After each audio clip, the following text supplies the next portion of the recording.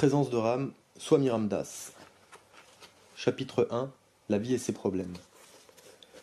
Du bon usage de la souffrance. L'adversité, l'infortune, avec les souffrances et les chagrins qui en résultent, sont le sort habituel des mortels. Certains hommes, à la tournure d'esprit philosophique, ont mis en doute l'utilité de la souffrance dans le monde.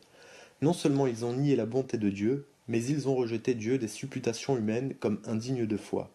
Cependant, les sages qui ont poussé l'expérience jusqu'au bout et sondé profondément les mystères de la vie, proclament d'une voix assurée la valeur inestimable de l'adversité. Il est certain que s'il n'y avait pas de souffrance dans le monde, il ne pourrait y avoir d'évolution de l'homme vers le but le plus élevé de la vie, la connaissance de l'immortalité. On ne peut avancer vers les domaines spirituels et subtils de l'existence que par la voie de la douleur et de la souffrance.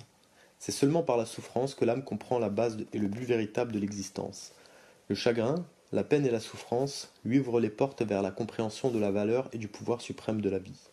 La grandeur et la beauté les plus accomplies de la vie se révèlent lorsque celle-ci est contrainte de passer par le feu des tribulations et du chagrin. Chaque nouvelle naissance présuppose une période d'angoisse. Chaque graine éclate dans la douleur avant de manifester le charme du feuillage et des fruits qu'elle recelait. Le nouveau-né, innocent et souriant, ne se montre à nos yeux qu'après les souffrances supportées par sa mère. L'or étincelant coule du minerai sombre lorsqu'on le porte à la fusion. Le parfum de certaines feuilles et de certaines écorces ne s'exhale que lorsqu'on les écrase. Ainsi, la vie qui s'accompagne des plus pénibles expériences est celle qui manifeste sa plus haute gloire. La vie serait vraiment une chose banale et insipide si les chagrins et les douleurs lui étaient étrangers. Car la beauté, la paix et le pouvoir véritable sont conçus et formés dans une matrice de douleur.